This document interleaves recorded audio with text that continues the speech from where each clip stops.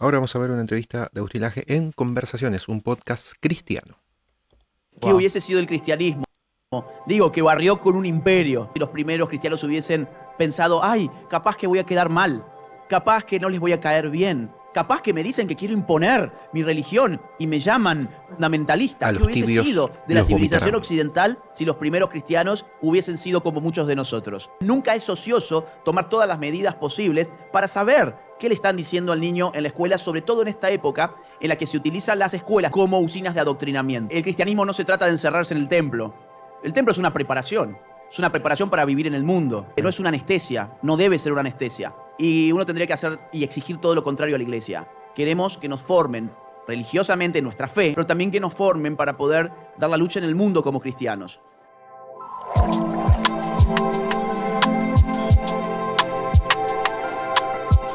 Hola a todos, ¿cómo están? Estamos súper felices de tener este espacio, este tiempo. Tenemos un invitado súper especial, Agustín Laje, escritor, politólogo, y podría añadir muchas cosas más. Gracias, Agustín. No, gracias a vos. Gracias por el espacio. Gracias por estar con nosotros. ¿Quinto año? ¿Sexto? Quinto, yo creo que quinto. Quinto, ¿verdad? Creo que la primera vez que vine fue en el 19, pero me Correcto. parece que hay un año en el que no se hizo, que debe haber sido la pandemia, en el 20. Sí. No sé si en el 20 se habrá hecho, calculo que no. Así que estoy casi seguro que 5 por lo menos.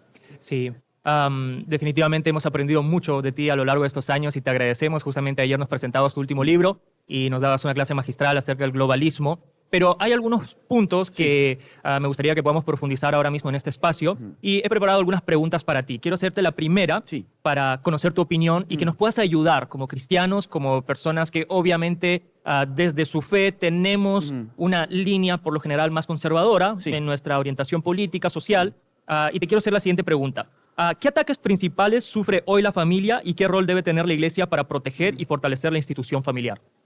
Mira, podemos empezar desde acá. En la década del 80, un sociólogo norteamericano llamado Christopher Lasch publicó un estudio sobre la institución familiar que llevó el título de Refugio en un mundo despiadado. Wow. Un gran título, ¿no? Muy bueno. Refugio en un mundo despiadado. La hipótesis o la tesis de Lasch en ese libro es que la decadencia de la institución familiar en los Estados Unidos no respondía a la espontaneidad social. No era algo que se estaba dando por mero azar o por la evolución de los tiempos, sino que respondía a presiones de las ideologías políticas imperantes y de las políticas públicas que se estaban llevando adelante en los Estados Unidos. Si uno trae esa idea al siglo XXI, parece que Lasch no hubiese escrito en la década del 80, sino que fuese un autor completamente actual. Totalmente. A lo que yo me dedico a estudiar, que son las ideologías políticas contemporáneas, te diría que presentan ciertas amenazas para la institución familiar que las podemos resumir en 3 o 4 puntos. En primer lugar, hace alrededor de 10 años ya, en todo Occidente se despertó el auge de la ideología feminista radical. Sí. La ideología feminista radical ha sido una gran amenaza contra la institución familiar por un motivo muy sencillo de entender, y es que lo que postula es una lucha, una guerra irreconciliable entre hombres y mujeres. Sí. La idea del feminismo radical es que hombres y mujeres son incompatibles, que los hombres, casi que por naturaleza, son peligrosos para el sexo femenino y que lo que mejor que puede hacer el sexo femenino es combatir al hombre, sino simplemente aislarse de él. Esto evidentemente es un golpe muy fuerte contra la familia que por definición está compuesta de hombres y de mujeres. Sí. Tanto en el sentido de un esposo y de una esposa, como en la relación de padres con hijas. La relación de padres con hijas ha quedado también muy impactada allí donde la hija, por ejemplo, abraza las ideologías feministas. La relación entre el novio y la novia, entre el esposo y la esposa, queda impactada negativamente allí donde la mujer abraza la ideología feminista. Entonces, en primer lugar, te diría un fenómeno muy nuevo, que tiene menos de 10 años en nuestros países, el feminismo radical ha afectado negativamente a la familia. En segundo lugar, el abortismo. La idea de que legalizar el aborto es conforme a la justicia y al derecho y que apuntala a la libertad de la mujer para decidir sobre su cuerpo y que libera a la mujer del machismo y libera a la mujer de la opresión del patriarcado, ha generado un daño muy profundo en la familia, dado que habilita, no solo judicialmente, sino también moralmente, el aniquilamiento del miembro más joven e inocente de cualquier familia, que es el niño en gestación. Sí. El niño en gestación es lo más débil de la institución familiar y esa ideología, que tiene no solo fines políticos, sino también económicos, las industrias del aborto han impulsado a los movimientos abortistas, les han financiado, les han pagado las campañas enteras para legalizar en nuestros países la práctica del aborto. Bueno, el aborto también ha sido un golpe muy duro para familias que han pensado que estas prácticas eran inocuas. Y en tercer lugar, tenemos la ideología de género, que también ha tenido su auge en los últimos 10 años. Sí. Fíjate que la última década ha sido atroz desde el punto de vista ideológico-político para la institución familiar. La ideología de género es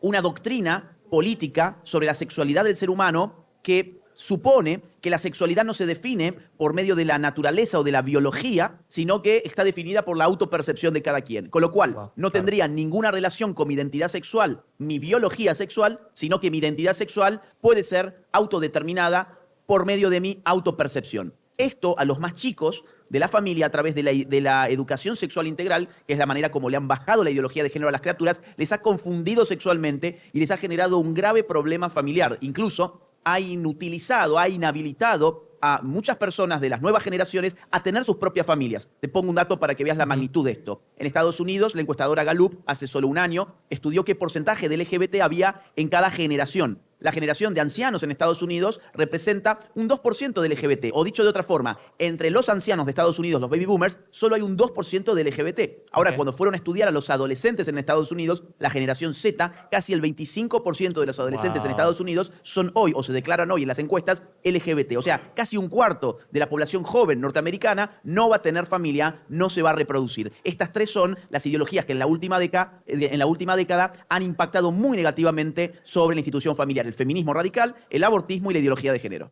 Y como cristianos o la iglesia, Sí. ¿cómo debería responder ante estos fenómenos? Bueno, hay varias cosas que se pueden hacer. En primer lugar, lo más sencillo, entre comillas, es empezar a hablarlo.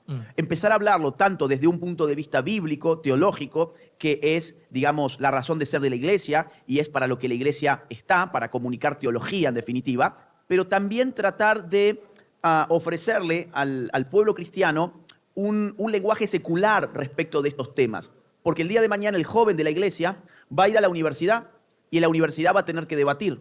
Y los profesores en la universidad simplemente le pueden decir, yo no creo en tu Dios, por lo tanto tu argumento no me puede convencer porque dependa de que yo crea en tu Dios para volverlo válido. Exacto. Entonces, cuando el joven que va a la iglesia, por ejemplo, se forma en una iglesia como la Casa del Padre, por ejemplo, que trae constantemente a expositores que no solamente hablan desde el punto de vista teológico, sino también desde el punto de vista filosófico, sociológico, politológico, biológico, científico, le está dando a su comunidad una serie de herramientas invaluables, o sea, de un valor infinito. Incluso a los padres de familia del pueblo cristiano que reciben en la iglesia estas herramientas, las pueden aplicar en su casa para educar a niños que van a terminar yendo a un colegio en el que muy probablemente se les quiera adoctrinar. Pero si van bien educados desde la casa, gracias a las herramientas que la iglesia le ha provisto durante años de formación, por ejemplo, en el Congreso Salemos a la Familia, ese niño a su vez va a ir de alguna forma vacunado frente al virus de las ideologías de moda que les meten en el colegio. Y en segundo lugar, o sea, por un lado está la formación, pero por otro lado está la acción, la proacción.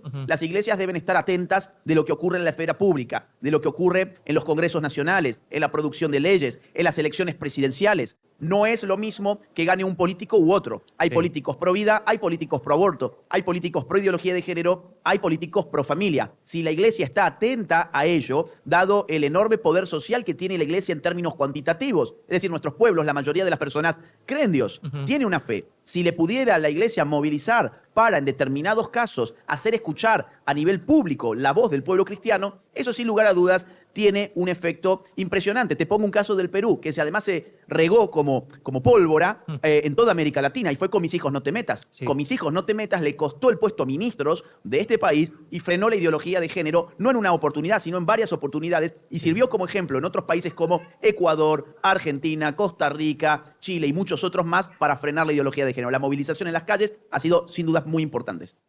Y gracias por tu respuesta. Definitivamente nos da un panorama mucho más claro. Pero, ¿cómo aterrizamos eso en el día a día en casa? Digamos, en la relación de papás e hijos. Mira, yo recién te hablaba de las vacunas. A mí me gusta mucho esa metáfora, la uso desde antes del COVID, por cierto. No me refiero a la vacuna del COVID, pero porque me gusta el mecanismo. El mecanismo de la vacuna consiste en introyectar un virus que está desactivado o que está reducido para que el cuerpo del ser humano desarrolle una especie de batalla interna contra un virus que está condenado a morir, digamos así. Sí. Porque, o sea por la dosis o porque lo tienen desactivado. Entonces, el cuerpo humano adquiere anticuerpos y cuando el verdadero virus va a ingresar, ese cuerpo ya está listo para dar el buen combate. Lo mismo ocurre en estos casos. ¿A qué me refiero? A que los padres de familia podrían, es una sugerencia, vacunar a sus propios hijos contra estas ideologías, lo cual significa ellos mismos introyectarles estos virus antes de que el verdadero virus ingrese por afuera. Y por afuera en algún momento va a ingresar, sea en el colegio con un maestro adoctrinador, sea en las caricaturas que ve el niño en la televisión o en las películas, o sea simplemente en las redes sociales o en la música que escucha. Esto va a ingresar, no pensemos que podemos tener a los niños en una especie de burbuja, burbuja que le protege del mundo. No, al contrario, hay que pinchar la burbuja, sentarle al niño o a la niña y decirle qué es lo que va a empezar a escuchar. En el mundo de hoy hay un gran ataque especialmente dirigido a los niños, donde vas a empezar a escuchar esto y aquello. Que el sexo lo podés cambiar a tu gusto y a tu parecer, como el color de la camisa, que los hombres y las mujeres son sexos irreconciliables, que el hombre siempre es el opresor, la mujer siempre es oprimida. Le vas a decir que abortar es como quitarse una verruga, como sacarse un parásito del cuerpo. Wow. Le vas a decir todo lo que ya sabés que allí afuera en algún momento le van a decir. Pero a continuación le desactivás el virus. Vos mismo se lo disminuís. ¿Cómo? Con la verdad. Y para eso vas a tener las herramientas que si las iglesias hacen bien su trabajo y los padres de familia tienen la voluntad de aprender y de desarrollar sus conocimientos en estos temas para proteger a sus propias familias, entonces podrán hacerlo bien y le podrán explicar al niño por qué la ideología de género es una ficción además que genera daños irreversibles, por qué el aborto es un crimen, es ese asesinato del miembro más joven de la familia, o por qué el feminismo radical es la receta perfecta para mantener a una mujer infeliz de por vida. Sí, has dicho dos cosas cruciales que creo que son definitivamente importantísimas dentro de un núcleo cristiano, familiar, y es, primero, hablar estas cosas. ¿Por qué lo resalto? Porque parece muy lógico, pero hay gente que le teme conversar a estos temas, sobre todo desde una perspectiva cristiana, parece casi tabú, ¿no? Hablar de homosexualidad, hablar de sexualidad en la casa, hablar de qué es el diseño de Dios, o sea, al final, y que lo apoya la biología. Exacto. Mira, además, hay otro problema y es el recurso fácil del padre de familia es el recurso a la autoridad. Es decir, mientras estés bajo este techo que es mío, vos tenés que pensar esto.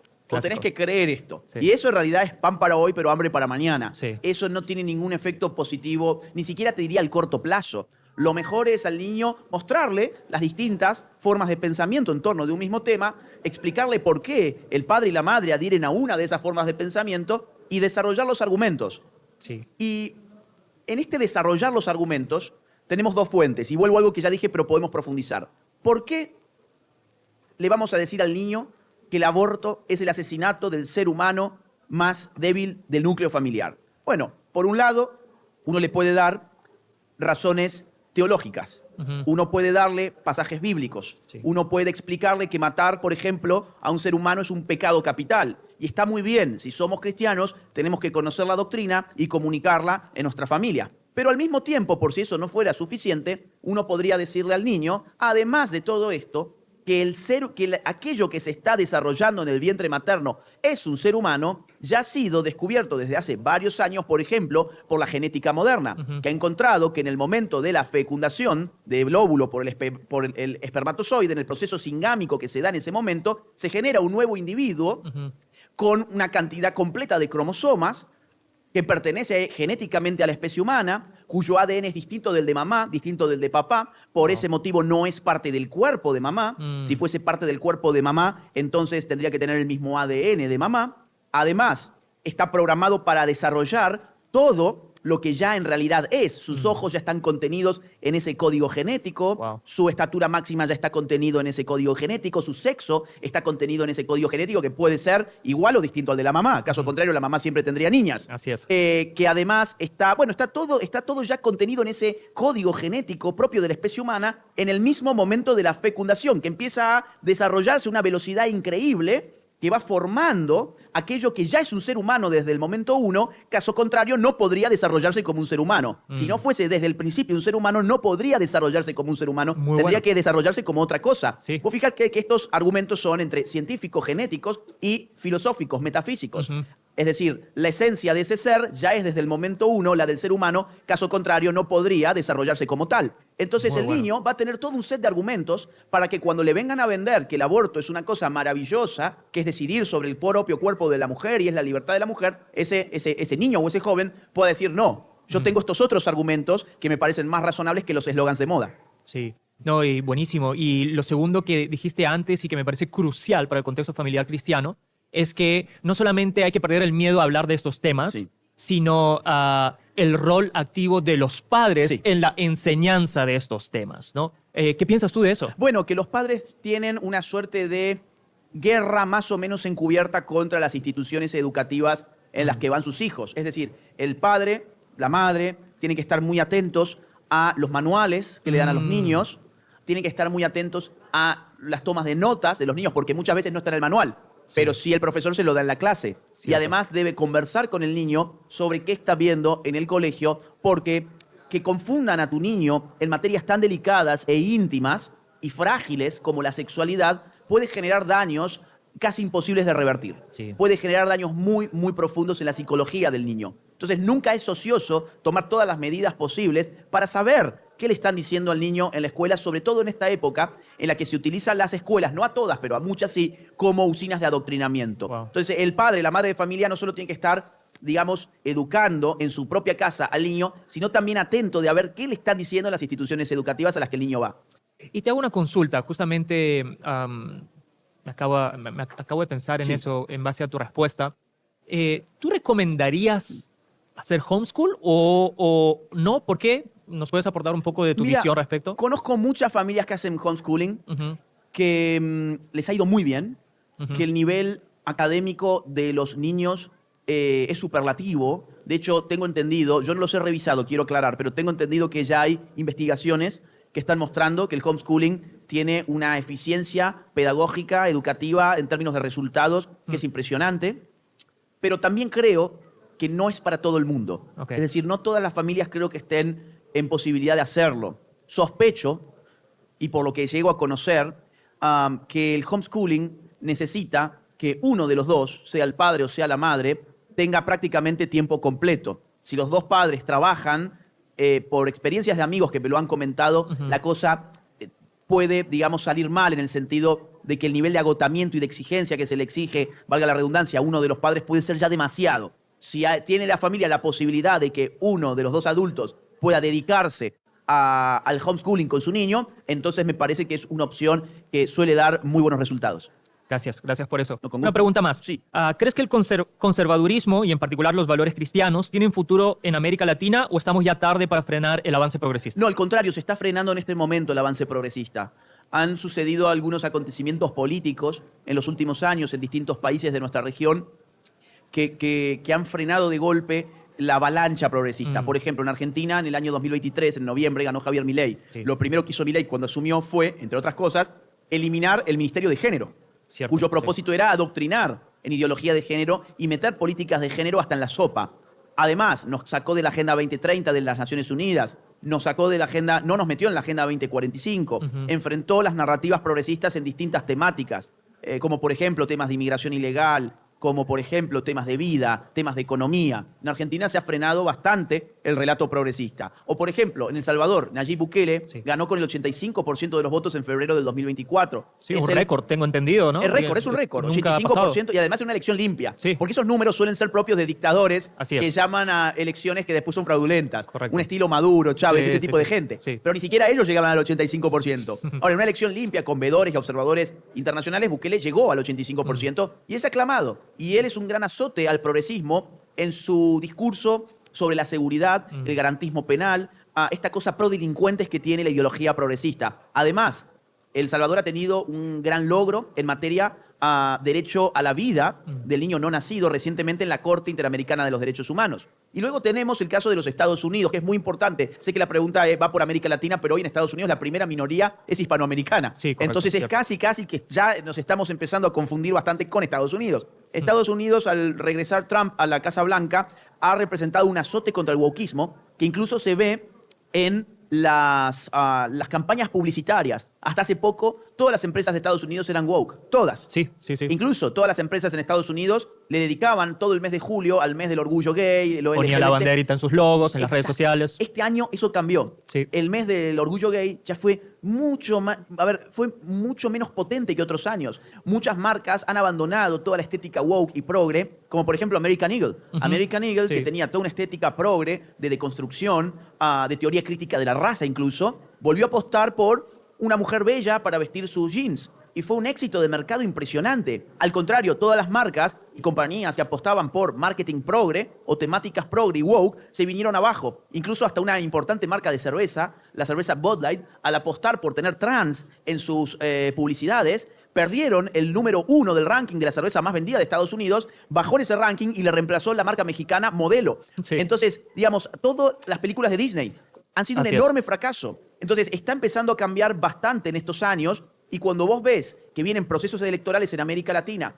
tanto este año que tenemos Bolivia, tenemos Chile, tenemos Honduras, en estos 3 países las perspectivas del mundo conservador en las encuestas hoy por lo menos son muy buenas. Y para el año que viene tenemos Perú, tenemos Colombia, tenemos Brasil, donde también las perspectivas son realmente buenas para el mundo conservador. En este país, por ejemplo, Rafael López Aliaga Sí. está dando muy bien en las encuestas de cara a las elecciones del año que viene. Con lo cual, y resumo en esto, es muy posible que lo que venga ahora en nuestra región sea una ola conservadora que incluso llegue a la política.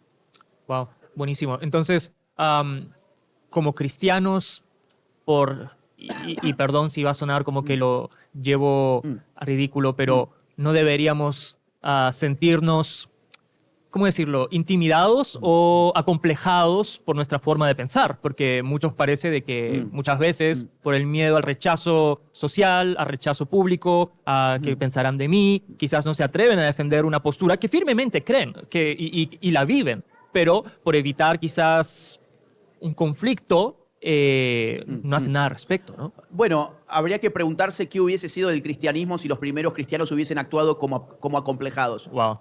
¿Qué hubiese sido el cristianismo? Digo, que barrió con un imperio, Sí. que barrió con el imperio más importante de la época, el imperio romano. Sí. ¿Qué hubiese sido del cristianismo si los primeros cristianos hubiesen pensado, ay, capaz que voy a quedar mal, capaz que no les voy a caer bien, capaz que me dicen que quiero imponer mi religión y me llaman fundamentalista? ¿Qué hubiese sido de la civilización occidental si los primeros cristianos hubiesen sido como muchos de nosotros? Yo creo que hay que volver a las raíces. Hay que entender que estos son momentos límite, son momentos cruciales, donde tenemos que jugarlos todo. Y nuestro enemigo sabe que también él se tiene que jugar todo. Hace pocas horas, mientras estamos grabando esto, hace pocas horas, asesinaron a uno de los nuestros, a Charlie Kirk, Sí. en los Estados Unidos. Sí. Una persona muy joven, 31 años, que daba batalla cultural en las universidades. Sí. Él nunca temió mostrar su fe. Sí, Todo lo contrario, 100%. nunca. Cuando le preguntan, ¿cómo que, en vida, claro, le hacen hace un tiempo una pregunta, ¿cómo quisieras que te recuerden? Charlie Kirk dice, si me muero, if I died, dice, pero como una cosa, ¿de qué va esta pregunta? En mi cabeza no cabe morir. Sí. Es impresionante, miren el clip, en mi cabeza no cabe morir, ¿por qué me haces esta pregunta? Y el entrevistador le dice algo así como, bueno, sí, todos vamos a morir en algún momento, ¿cómo te gustaría ser recordado? Y lo piensa un segundo y dice, por la valentía en defender mi fe. Sí. Bueno, seamos como Charlie Kirk. Qué buena Seamos como él. conclusión. Qué buena conclusión. Solo para cerrar este espacio, porque creo que esto último que has dicho entre lo de Charlie y la comparación con los primeros cristianos, yo creo que lo deja más que claro. ¿Qué le dirías a cualquiera de las personas cristianas particularmente que nos pueda estar viendo? Que levanten su voz, que no se callen. Somos muchos, el problema es que estamos muy callados. Que recuerden que el cristianismo no se trata de encerrarse en el templo. El templo es una preparación para vivir en el mundo. No es una anestesia, no debe ser una anestesia. Y hay muchos cristianos que cuando van al templo y le hablan de estas cosas, se enojan, porque no quieren conocer los problemas del mundo. Ellos quieren salirse del mundo en ese rato que pueden tener de anestesia religiosa, en el mal sentido de la palabra. Y uno tendría que hacer y exigir todo lo contrario a la iglesia. Queremos que nos formen religiosamente nuestra fe, es decir, teológicamente, pero también que nos formen para poder dar la lucha en el mundo como cristianos. Anímense a hablar, anímense a levantar la voz, anímense a informarse de política, voten bien, voten bien. Qué importante ¿Cuántos eso. cristianos hay que por no informarse de política, por pereza, Sí. que por cierto es un grave pecado, por pereza no se han informado y han terminado votando a aquellos que legalizan el aborto, aquellos que mutilan a los niños, aquellos que promueven la pedofilia, aquellos que promueven la guerra de sexos? Ay, pero no es mi culpa porque yo no sabía. No, si es tu culpa porque te podías informar y no lo hiciste. Por omisión es tu culpa. Incluso, no solo por omisión, sino por acción, porque vos fuiste a poner ese voto allí. Wow. Entonces, vienen procesos políticos, es el momento de despertar. No es indiferente para el mundo cristiano quién gana en una elección. No se dejen engañar, no es indiferente para los cristianos que pasan las urnas. El cristiano también es ciudadano y debe hacer valer su derecho de ciudadano. Muy bueno. Bueno, con ustedes, Agustín Laje. Bueno, muchas gracias. Bueno, hasta acá con esta entrevista de Agustín Laje allí en Conversaciones, el podcast cristiano, donde escuchamos varias cosas que yo en lo personal hacía mucho que no escuchaba a Agustín tener una entrevista de este tipo de conceptos, ¿no? De cómo defender el aborto, que el feminismo es lo que más destroza a la mujer y diferentes cuestiones que por allá por el 2021 escuchábamos prácticamente a diario.